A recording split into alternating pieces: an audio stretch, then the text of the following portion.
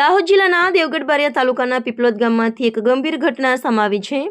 પીપલોદ ગ્રામ પંચાયતના સરપંચ બાબુભાઈ ફુલાભાઈ પટેલ દ્વારા પત્રકાર વિપુલકુમાર બારિયાને જાનથી મારી નાખવાની ખુલ્લી ધમકી આપી હોવાનો આક્ષેપ સામે આવ્યો છે।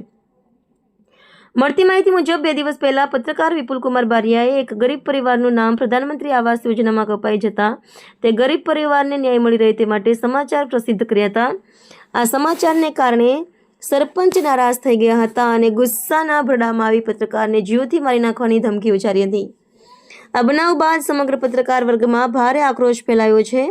પત્રકાર સુરક્ષા અંગે ગંભીર પ્રશ્નો ઊભા થયા છે। પત્રકાર વિપુલકુમાર બારિયાએ આજરોજ પીપલોદ પોલીસ મથકે ફરિયાદ નોંધાવીને સરપંચ બાબુભાઈ ફુલાભાઈ પટેલ વિરુદ્ધ કડક કાનૂની કાર્યવાહી કરવાની માંગ કરી છે। પત્રકાર સંઘ તથા સ્થાનિક જનતાએ પણ આ બનાવની નિંદા કરી તાત્કાલિક ન્યાય આપવાની માંગણી ઉઠાવી છે। રિપોર્ટર બારિયા ભૂપેન્દ્રસિંહ સંજેલી, દાહોદ। બારિયા વિપુલકુમાર ગુલાબભાઈ। વિપુલભાઈ, જે બાબુભાઈ સરપંચ દ્વારા જે ઘટના બની છે પંચાયત પર, એ કઈ રીતના બની છે? સાહેબ, એવી બની છે કે મારે એક સમાચાર ચલાવ્યા હતા પીપલોદ ગ્રામ પંચાયતના, પ્રધાનમંત્રી આવાસ યોજનાના મેં સમાચાર ચલાવ્યા હતા। એક ગરીબ માણસના, એમનું કંઈ લિસ્ટમાં નામ નહોતું આવ્યું, એટલા માટે મેં સમાચાર ચલાવ્યા હતા। તો હું બેઠો હતો બજારમાં, તો સુરેશભાઈ દરજીનો મારા પર ફોન આવ્યો। એમનો ફોન આવ્યો કે વિપુલ તું ક્યાં છે? તો મેં કીધું સાહેબ હું અહીંયા પીપલોદ બેઠો છું। તો સરપંચ સાહેબ તને બોલાવે છે, તું ફટાફટ આવ। તો મને ખબર નહોતી કે સાહેબ કે એ મને કાવત્ર ઘડીને મને ત્યાં બોલાવે છે ગ્રામ પંચાયતમાં, એટલે મને ખબર નથી।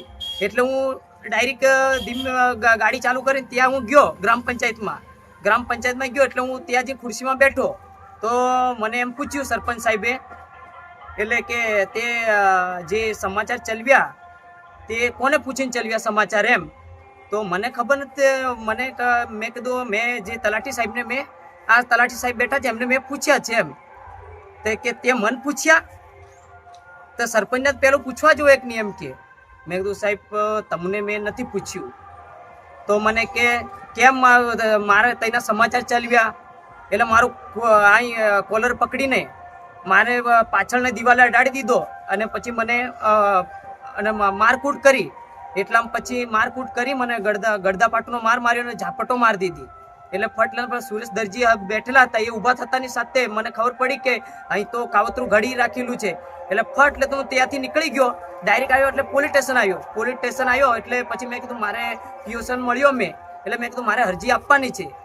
અરજી એટલે મેં કાચી અરજી તો આપી, પછી સાહેબ આવશે તો તમારી પાકી અરજી લેવાશે। એટલે હું પેલા મારા ભાઈને મેં ફોન કર્યો એટલે હું રેબારી પીએસસીમાં ત્યાં દવાખાને ગયો, મેડિકલ કરાવી। એટલે મને કીધું કે હું આજે તો નહીં કાલે તારું નિવેદન લઈ રહેશે। એટલે હું પોલીસ સ્ટેશન ગયો, મારું નિવેદન લીધું એટલે મેં નિવેદન આપ્યું કે તારી એફઆઈઆર થશે એવું તેવું મને કીધું। એટલે મેં પછી કીધું કે મને ખબર પડી કે મારી એફઆઈઆર નથી લીધી, સાદી અરજી ઉપર એમને જામીન આપીને છોડી દીધા છે। એટલે હું પાછો પોલીસ સ્ટેશન ગયો। એટલે પોલીસ સ્ટેશનમાં ગયા પછી 28 કલાક ને 32 કલાક પછી મારી એફઆઈઆર નોંધવામાં આવી। હવે 32 કલાક પછી તમારી એફઆઈઆર નોંધવામાં આવી, એની અગાઉ પોલીસે કોઈ કામગીરી હાથ પર લીધી હતી? હા, એના પર પહેલી હાથ ઉપર એમને 2 જણાને પહેલે લઈને એમને જામીન આપ્યા ને। પેલા જામીન આપી દીધા? હા, જામીન આપ્યા। હા, પોલીસ સ્ટેશન થી જામીન આપ્યા।